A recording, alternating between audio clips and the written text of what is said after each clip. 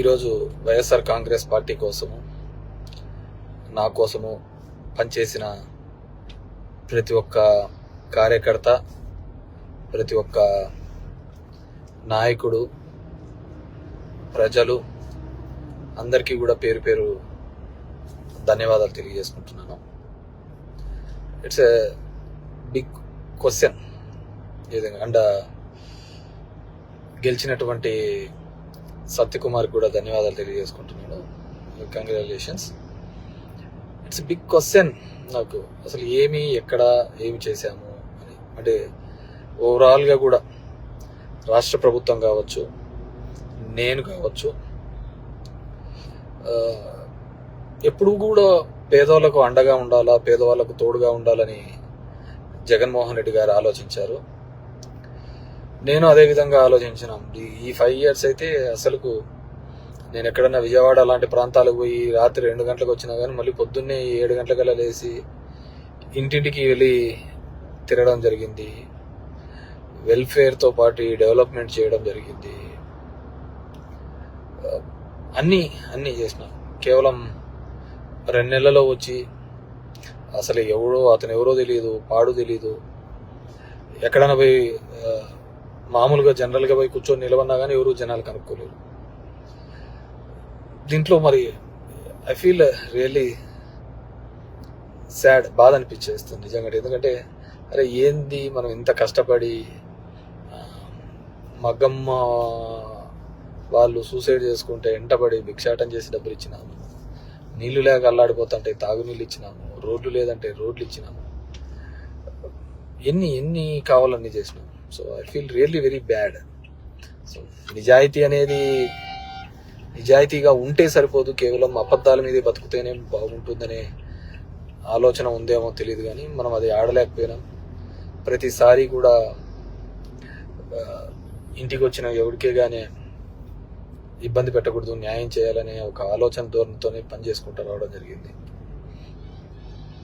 కానీ దురదృష్టం, అదే జగన్మోహన్ రెడ్డి కూడా అంతే. మొట్టమొదటిసారి ఒక నాయకుడు పేదవాళ్ళకు మేలు జరగాలి అని ఆలోచించాడు. మేబీ సంక్షేమం ఎక్కువగా చేసి ఉండొచ్చు, ఎప్పుడు లేనంత మాత్రాన అభివృద్ధి జరగలేదు అనేది మాత్రం అబద్ధమే కదా.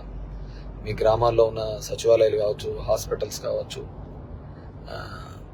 అసలు అవినీతి లేకుండా జరగడం ఏంది. ఇంతకుముందు ఏ విధంగా ఉండేది, ఇప్పుడు ఏ విధంగా ఉండేది, వాటిని కూడా చూడలేకపోవడము దురదృష్టకరమే అనుకోవాలి.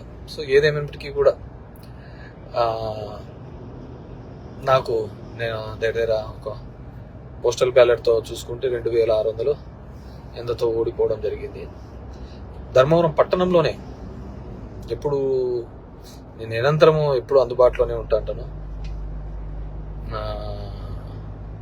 అయినా కానీ తెలుసు మరి ఏమి వాళ్ళకు నచ్చిందో, కొత్తగా వచ్చిందో, ఏమి నన్ను ద్వేషించినారో ఏదైనా కూడా ఇది నాకు ఒక ఏ రాజకీయ పార్టీకైనా ఇది ఒక గుణపాఠం లాగానే. ఎందుకంటే ఇంతకుముందు జగన్ రెడ్డి గారు ప్రెస్ మీట్లో చెప్పినట్టు అంతమందికి ఒక మేనిఫెస్టో చెప్పి ఆ మేనిఫెస్టోలో 99% చెయ్యాలి అనే ఆలోచన. ఎందుకంటే ఇంతకుముందు చెప్పిన వాళ్ళందరూ మర్చిపోయే వాళ్ళు, పక్కన పడేసేవాళ్ళు. సో దానికి కన్నుంచావు చాలా ఉన్నాయని చెప్పి అబద్ధాలు అనే దాంట్ల మీద ఈ టైటిలింగ్ యాక్ట్ అంటారు, ల్యాండ్ టైటిలింగ్ యాక్ట్ అంటారు, ఇది అంటారు. అరే కొద్దిగా కామన్ సెన్స్గా ఆలోచించారు. గవర్నమెంట్ ఇచ్చిన ఇంటి పట్టాలకే రిజిస్ట్రేషన్ డాక్యుమెంట్లు ఇచ్చినాడు. గవర్నమెంట్ ఇచ్చిన ఇంటి పట్టాలకే రిజిస్ట్రేషన్ డాక్యుమెంట్ ఇచ్చినాడు. అది కూడా మాట్లాడితే ఎట్లా? గవర్నమెంట్ ల్యాండ్లకే రిజిస్ట్రేషన్ చేయించి ఒరిజినల్ పత్రాలు ఇచ్చినాడు.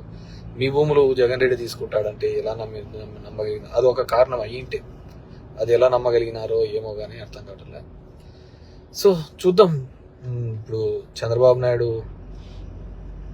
తన అనుభవంతో సంపద సృష్టించాడు. ఏ రోజు సంపద సృష్టించినాడో కూడా తెలియదు. ఆయన ఇంతవరకు ఎప్పుడు సంపద సృష్టించినది, ఎప్పుడు అప్పులు పెట్టిపోయినాడే తప్ప 14 సంవత్సరాలుగా ముఖ్యమంత్రిగా ఉన్నప్పుడు సంపద ఎప్పుడు సృష్టించలేదు అనమాట. సో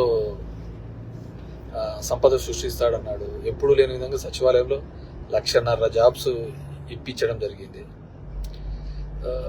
ఇవన్నీ కూడా ఇక్కడ క్యాలిక్యులేషన్లోకి రాలేదు.